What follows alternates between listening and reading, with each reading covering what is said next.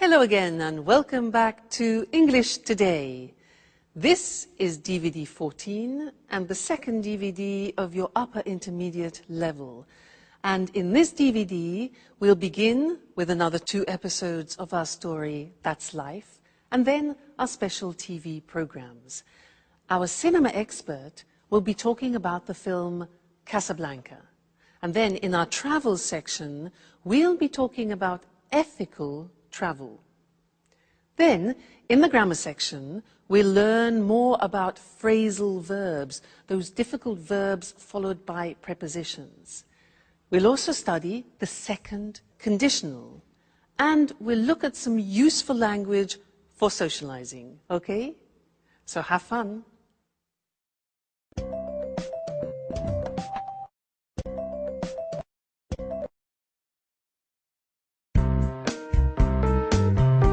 Really?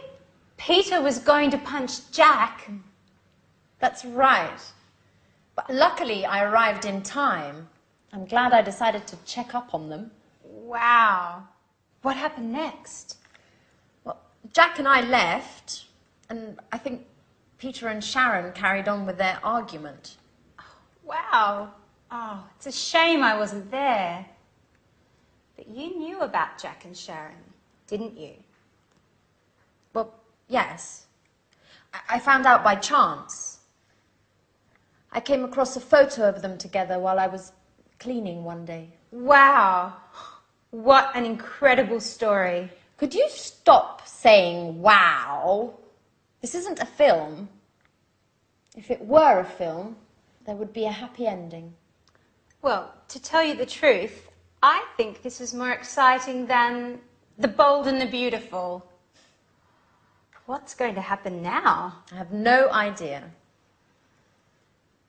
If Sharon doesn't go to Japan, I think she and Jack will probably get back together.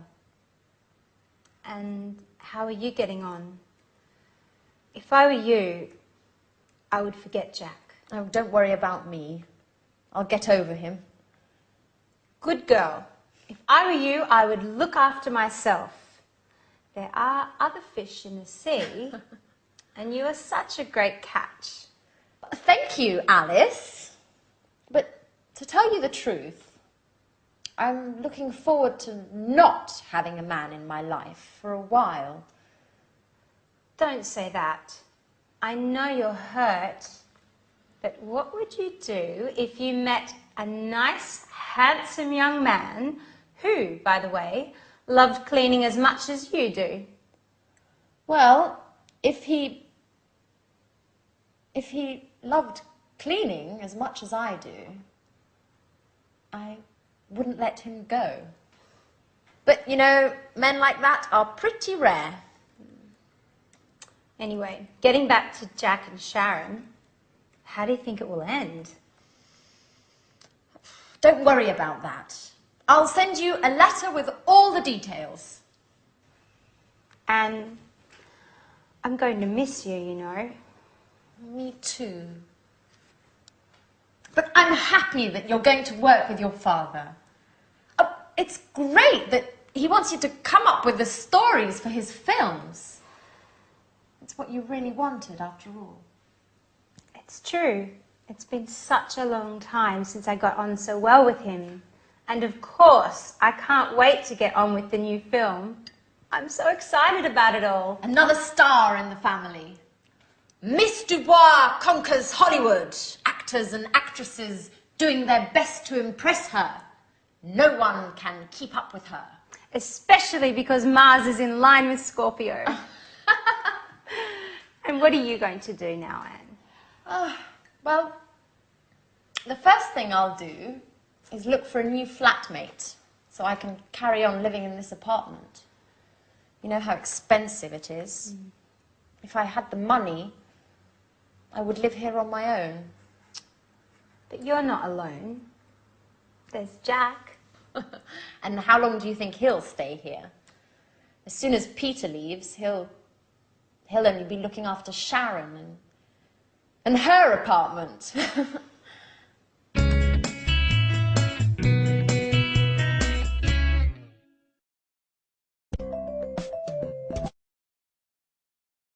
Hello again and welcome back for another lesson in your live TV program of English language. I want to look more closely at the dialogue that they just had because they are using some very interesting verbs called phrasal verbs.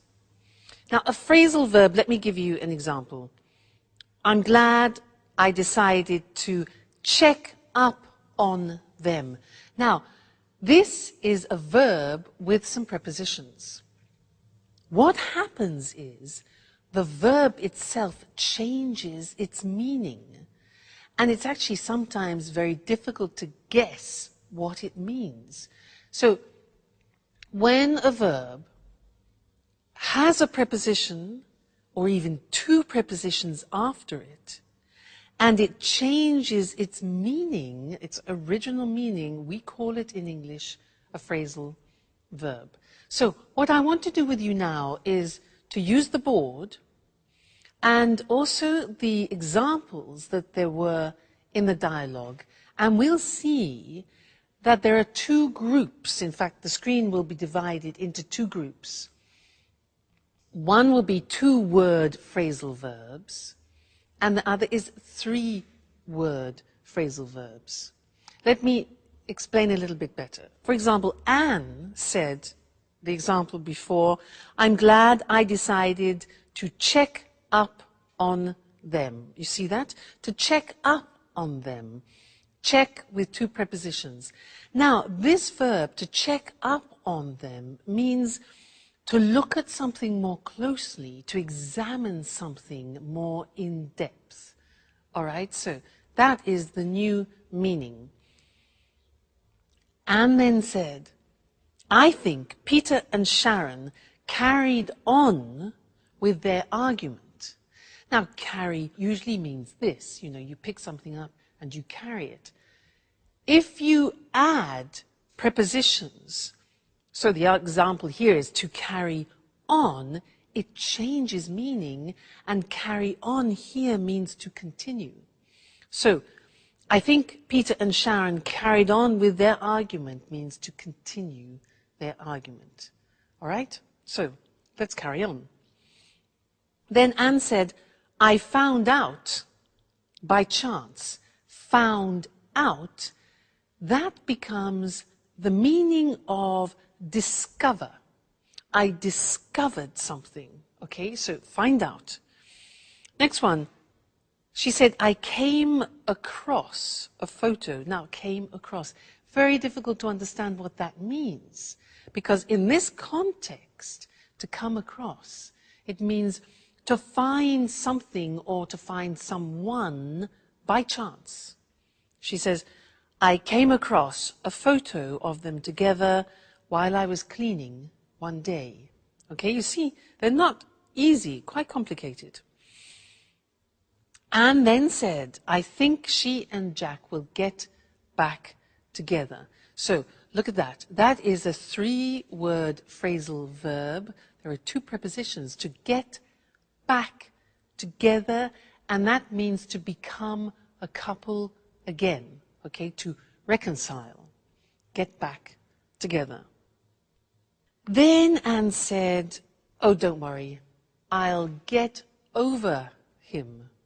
Interesting, impossible to guess the meaning. Get over means to forget about. I'll get over him means I'll forget him, all right? Alice says, if I were you, I would look after myself. Look at that one. Look after, again, difficult to imagine. It means to take care of. Take care of yourself. So, if I were you, I would look after myself. Good. Next one, there are two more. It's been a long time since I got on so well. Now, to get on with means to have smooth relations with a person. It means that the relationship is going well without problems. To get on with. And the last one. Anne says, I'm looking forward to not having a man in my life. Again, look at that. To look forward to. Again, very interesting. This has two prepositions, look forward to, and it means that you think of an event in the future with pleasure. I could say to you, I look forward to seeing you again in the next lesson. All right, so these are the phrasal verbs, very difficult. People hate them. And they say, well, why don't you use easier verbs in English? Well, they come from Anglo-Saxon, and because we use them very often, I'm afraid you have to get familiar with them. All right? So we'll keep practicing, and I'll see you again. I look forward to seeing you again in the next lesson. Okay? Bye.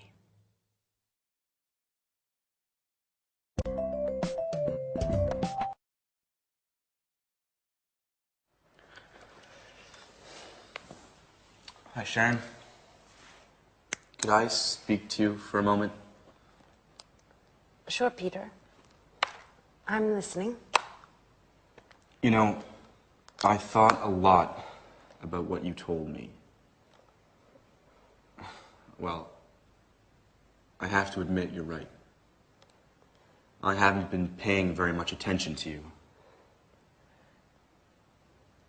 I won't be angry if you don't want to stay with me. Oh, Peter. Don't worry about me. Just look forward to your musical. It's your big break, isn't it? If you weren't so committed, you wouldn't be the man for the job now, would you? You're a star, right? Yes, I know. It just isn't easy imagining Japan without you. It won't be easy for me either. But I'm sure it's the right decision for both of us. I hope so. If I were rich and famous already, I'd send along my private jet so you could visit me on weekends. Yeah, right. The petrol alone would cost you your fortune. Who cares? I'd be rich. So, while I wait for you to bring your career off and become rich, I might come visit you. Maybe with Anne. But if you're famous, you'll forget all about me. You'd let it go to your head and wouldn't have time to take care of me. I couldn't keep up with all those beautiful young actresses. How could I forget you, Sharon? By the way, would you mind me taking that beautiful photo of you along to Japan with me? The one hanging in the living room. It'll help me when I'm missing you. Especially in the beginning. Of course, Peter.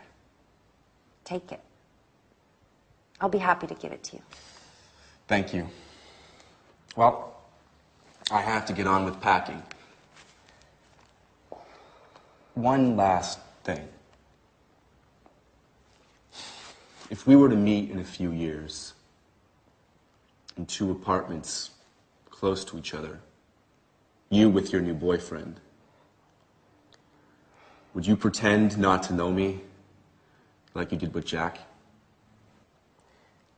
Why do you ask me that? I don't know. Just curious. I guess it would be fun to meet you somewhere else and have a little secret between us two.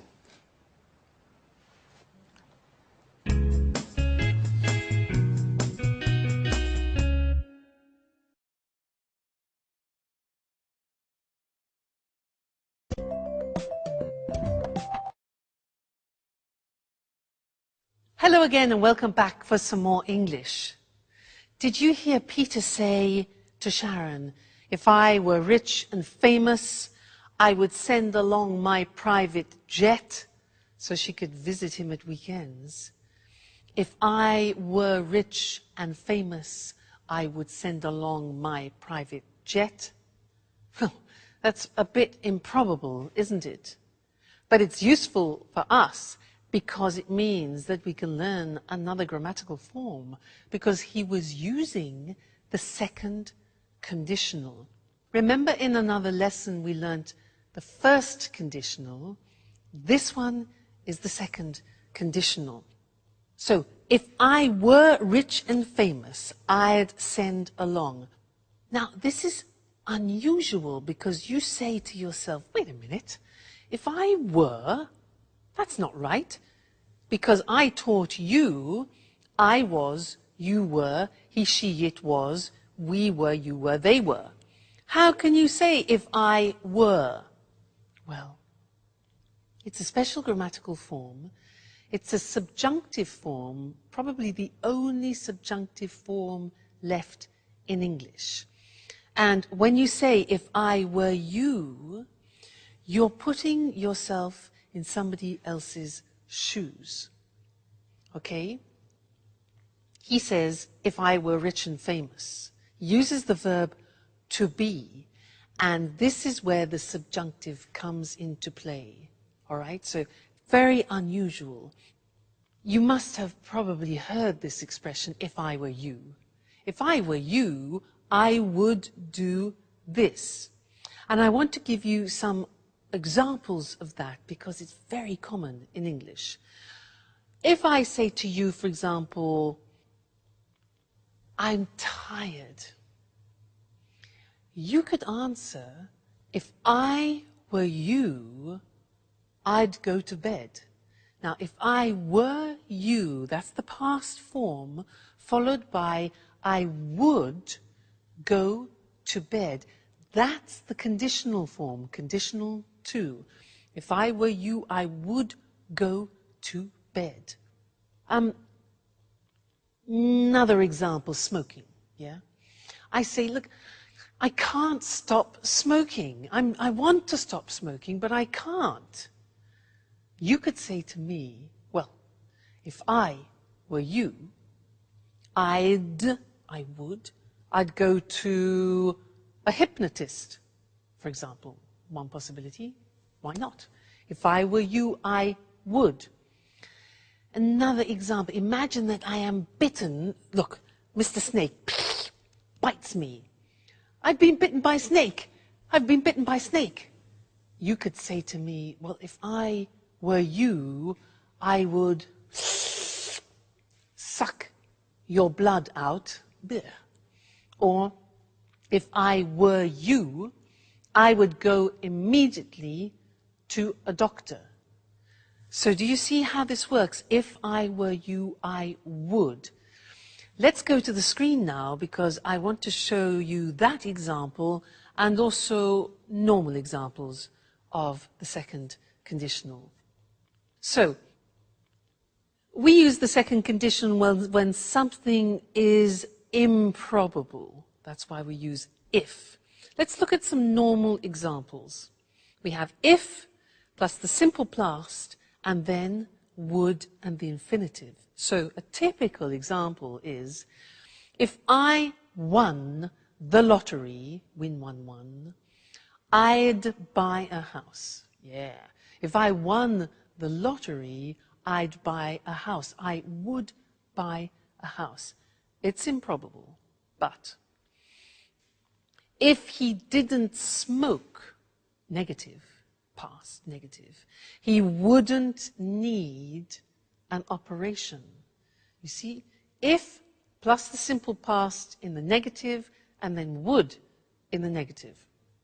If you ate less, you would lose more weight. If you ate less, you'd lose more weight. All right, so those are normal examples of the hypothetical situations of the second conditional. And now let's get back to the example I did with you. If I were rich and famous, remember that? If I were. In the episode it was, if he were rich and famous, he'd send an airplane to Sharon. Okay? If I were you, I would forget Jack. If I were you, I would forget Jack. If I were you, I would continue studying with me and English today, if I were you. All right, so that's the second conditional for you. There are three. We've studied number one, we've studied number two, and later on we'll see number three too. Okay? So, goodbye for now. Bye.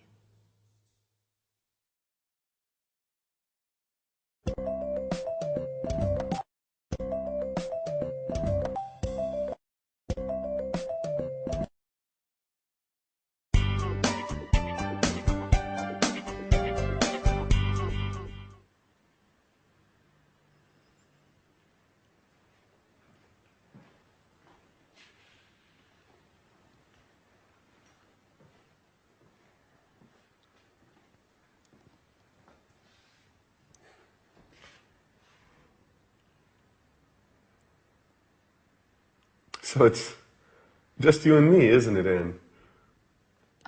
Well, really, it's just me, all alone. Are you still angry? No, I was just joking. Of course, it'll be difficult to forget a man like you. You're just pulling my leg now, aren't you, Anne?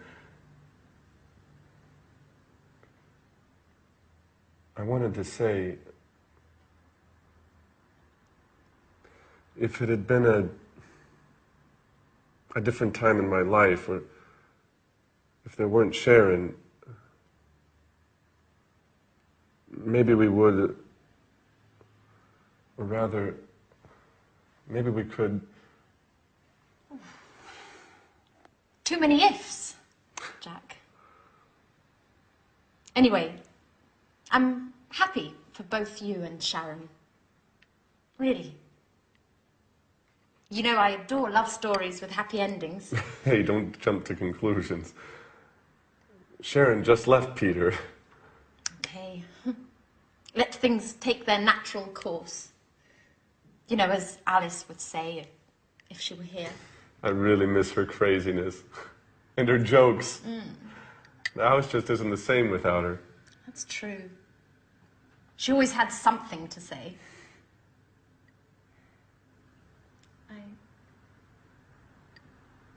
I miss so many things. Like Peter. I even miss his singing exercises. But they were awful.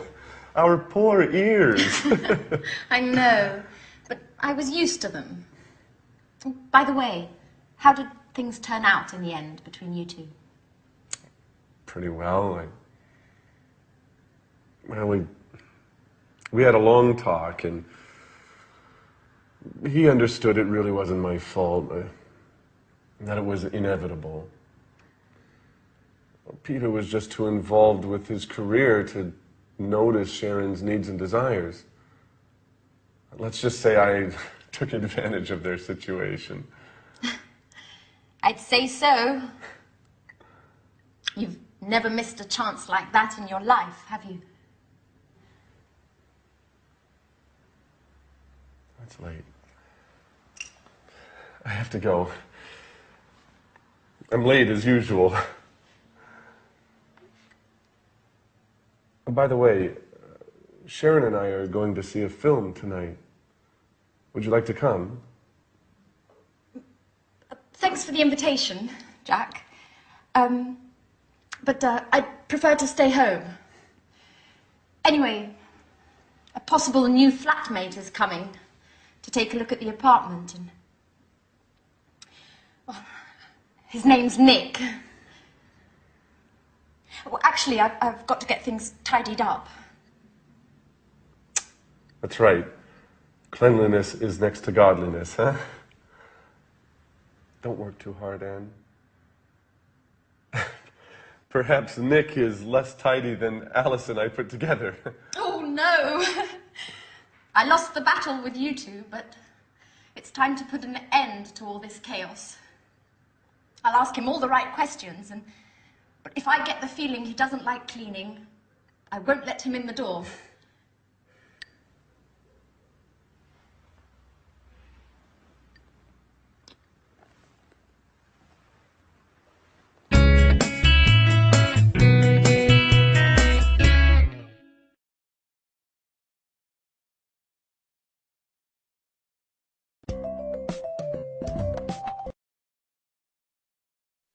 Hello again, everyone.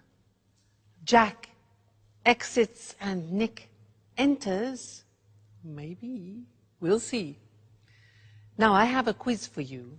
You've learned a lot of language up until now, and I want to see how much you remember of what you've learned. The quiz is this. I will say something which is wrong, and you, with all your grammar knowledge, must correct it. Let me give you an example. I say, when have you gone? Now that's wrong, because when uses the simple past. So we correct it and say, when did you go? All right, so that's the quiz. Your turn. What means this word? What means this word? Yeah, that's a question. With questions you need, auxiliaries. So, what means this word? What does this word mean? Yes. Next one. Has he any brothers? Question. Good. It's a question auxiliary. Does he have any brothers? Okay. Next one. This is more difficult. Be careful. I live here since 1977.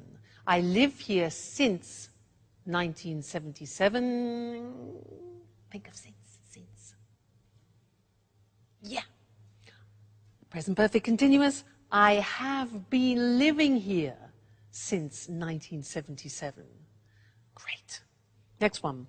What do you do tomorrow? What do you do tomorrow? Yeah, exactly. Do you do is the present tense. Tomorrow is the future. So, what are you doing tomorrow? Or what are you going to do tomorrow? Futures. Right. Next one. They haven't to work on Sundays. They haven't to work on Sundays. Negative. Wrong. Present tense, the auxiliary. Exactly. They don't have to work on Sundays. Great. Next one. Do she play tennis? Do she play tennis? Terrible. Yeah. Exactly. Third person. So, does she play tennis? Excuse me. Next one. I call you later. I call you later. Think of this. Snap decision. So it becomes exactly, I'll call you later. Great. Next one. He just left. He just left. Okay, we have just. With just, we use genie, just, ever, already, never, yet. Present perfect, so, yeah, he has just left. He has just left. Great. This one here. If I would know, I would tell you. If I would know, I would tell you. Not possible. Second conditional. If I knew, fantastic, I would tell you. And the last one. How much it cost. This is a typical mistake. How much it cost. It's a question. You need an auxiliary. So that's it. How much does it cost? Fantastic. You're great. Great students. Keep on studying like this and you'll be able to speak English like me at the end of the course. All right? Great. Well, take care. Keep studying. See you in the next lesson. Okay? Bye.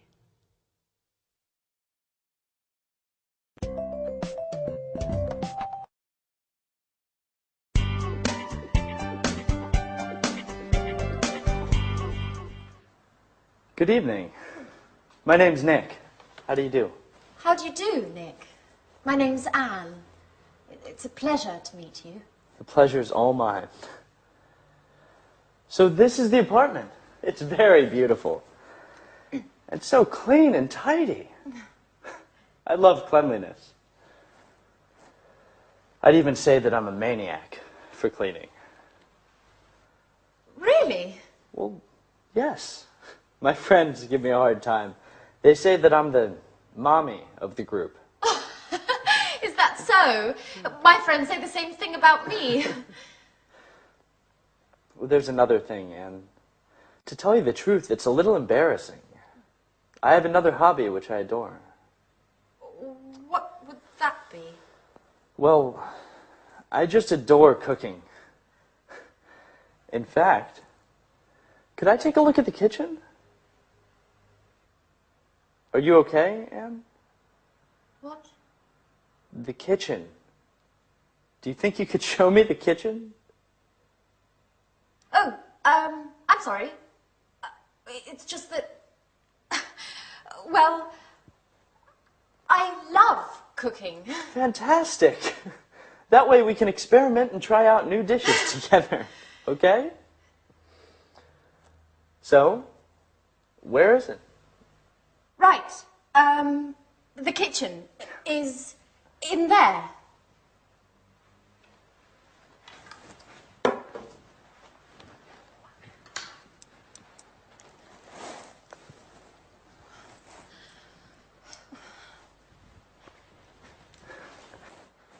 Great. Roomy, well lit, and tidy, just as I like it. I've got to confess that the kitchen is key to whether I come to live here or not. Oh, well, Nick, are you pleased? I mean, with the apartment. Oh, yes. It's very lovely. I like it very much. Not only the apartment. Thank you. So, when would you like to move in? Well, if it's all right, I'll move in tonight. I just need some time to get my things. Oh, that's great. Well, I'll cook up some dinner while you get your things, and then you can tell me what you think. I'm sure I'm not as good a cook as you. I'm not so sure. I'll go get my things. I'll try to hurry up, and then I can give you a hand. You know what, Anne? I think we're going to get along well.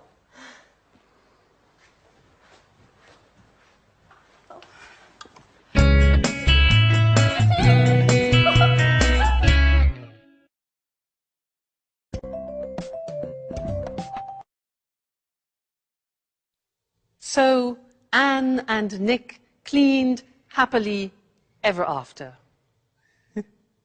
Now, in the last episodes, we have seen lives changing, we've seen people saying goodbye, and I want to look at that language that we use when we say farewell. Farewell in English is a word which means stay well in the future. So let's look at some of the language we can use.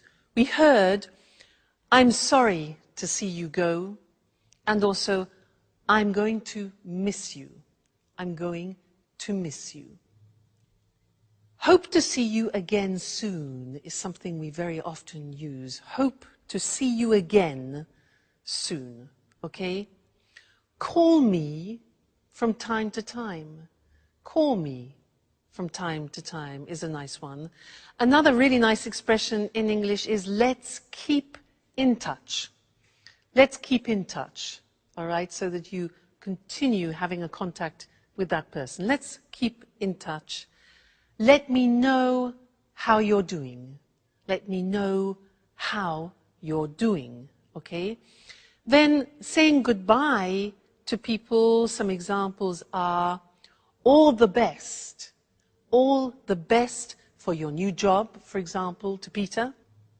Good luck with your new job. Another very common expression, good luck with your new job. See you soon. See you soon. Yes, like an imperative there. Take care. That's really very nice. It means look after yourself. Look after yourself or take care. Then safe journey. Now that's when people are leaving by car or by plane or by train. Safe journey. And you're wishing that they have no problems. Then goodbye. or more informally, bye. Cheers, which is something that we use a lot in England, and we also use it when you're drinking with someone, cheers, also for goodbye, cheers. And we also use the Italian form ciao. So, bye, cheers, and ciao until our next lesson, where we'll be doing some more English language. Ciao.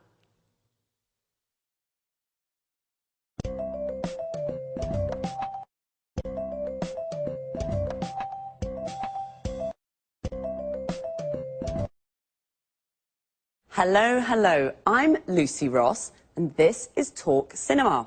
And today, with our cinema expert, Sanjeev Gupta, we pay homage to one of the most popular films of all time, an unforgettable Hollywood masterpiece. I don't think I need say more. I'm sure you all know the film we're going to talk about today, Casablanca. Casablanca. The amazing cast, the fantastic script, and of course the unforgettable story. Yes, there'll always be a place in my heart for Casablanca. And not only in your heart, Sanjeev. Well, let's try to explain to our viewers why this film is so popular. First of all, there are the performances of two of Hollywood's greatest actors, Humphrey Bogart and Ingrid Bergman. And secondly, it's a film that was able to bring romance together with the serious theme of resistance to the Nazis. The end result is a passionate love story brimming over with emotion. Yes, you just can't forget the wonderful performances of Humphrey Bogart and Ingrid Bergman. Could you run through the plot for us, Sanjeev, just to jog our viewers' memories? Sure. Casablanca takes us back to a wartime Europe of Nazis and freedom fighters. The film, directed by Michael Curtiz in 1942, focuses on the character of Rick Blaine, a cynical American who has escaped from occupied France to open an upmarket jazz bar in the Moroccan city of Casablanca. He has to choose between his love for Ilsa and his duty to help her husband Laszlo, a resistance leader, to escape from Morocco to continue his fight against the Nazis. Ilsa first met and fell in love with Rick in Paris. She believed her husband had been killed by the Nazis. When she discovers that Laszlo is still alive, she leaves Rick abruptly without explanation and returns to Laszlo, leaving Rick feeling betrayed and bitter. In the end, Rick sacrifices his love and helps Laszlo and Ilsa to escape to Lisbon. Wow, that's it, yes. Who can forget Rick's famous line to Ilsa as she gets on the plane at the end of the film? We'll always have Paris. That's true. There are also several other famous lines in the film. For example, when Rick says to Ilsa, "Here's looking at you, kid." Or when Ilsa says to Sam, the piano player, "Play it, Sam, play." Wait a minute, what's the name of that song? Oh yes, I remember. As time goes by, I've sung it so many times. But tell us, am I correct in thinking the film won an Oscar? 3 Oscars for Best Picture, Best Director and Best Screenplay. It was a big hit in 1942 and has been ever since. Casablanca represents Hollywood at its best. A film with undying universal appeal. The film is still shown regularly in America. Really? Do you mean on TV or in the cinema? Both, actually. You know, colleges across the USA show the film every year during the week of graduation exams. This has helped keep the film popular. Well, it certainly is an unforgettable film. That's Casablanca. Thanks to our expert, Sanjeev. Goodbye, Lucy. Goodbye. And goodbye, everyone. See you again soon with the next edition of Talk Cinema. So, have you seen Casablanca?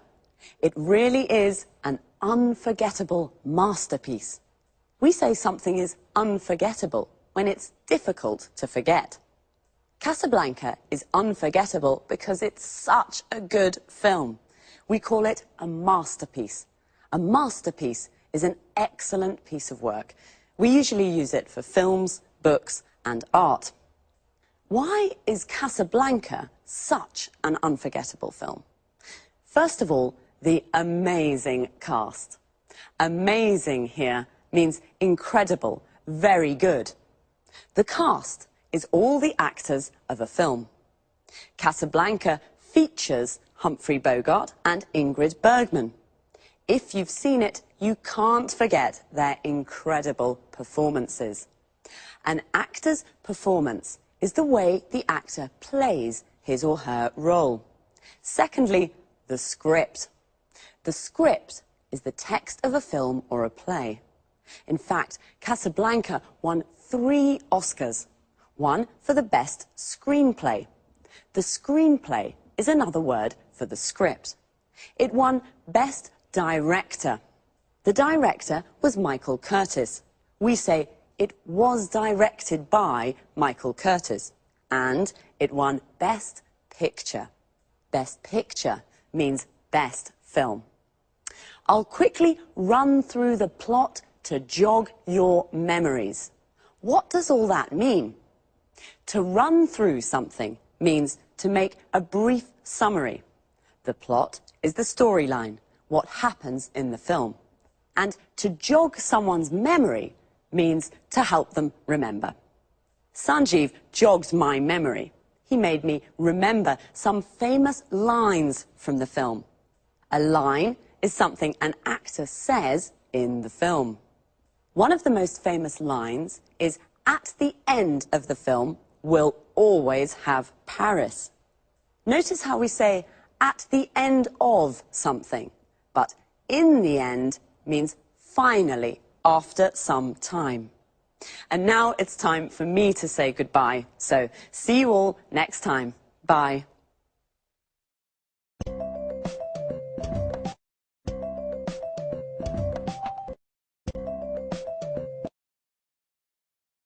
Good morning and welcome to this week's edition of the Travel Programme. In the studio with me, as always, is Christine Oteng, our travel expert. Good morning, Lucy, and hello to everyone.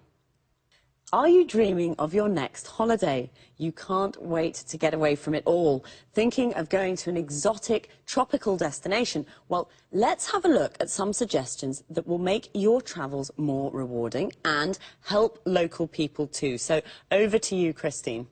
Thanks, Lucy. Well, the golden rule for a true traveller is to respect the culture and environment of the country you're visiting. This is why I want to talk today about ethical travel. I'm not talking here about a weekend in Paris or a week on a Greek island, but more about tourism to more distant locations in poor, developing countries. Ethical travel is all about what to do when you're on holiday in one of these countries. Can you give an example? Sure. To start with, before you leave home, try to choose a travel company that gives part of its profits to a fund that supports local community projects. You know, with traditional tourism, only a very small percentage of the income generated by visitors actually goes to local people. Most of the money that tourists spend goes to multinational companies. Usually, these companies take their profits out of the country and do very little to help local communities and the local environment. You're right. The tourist industry can be a very cutthroat business. So, do you have any other suggestions on how we can travel ethically?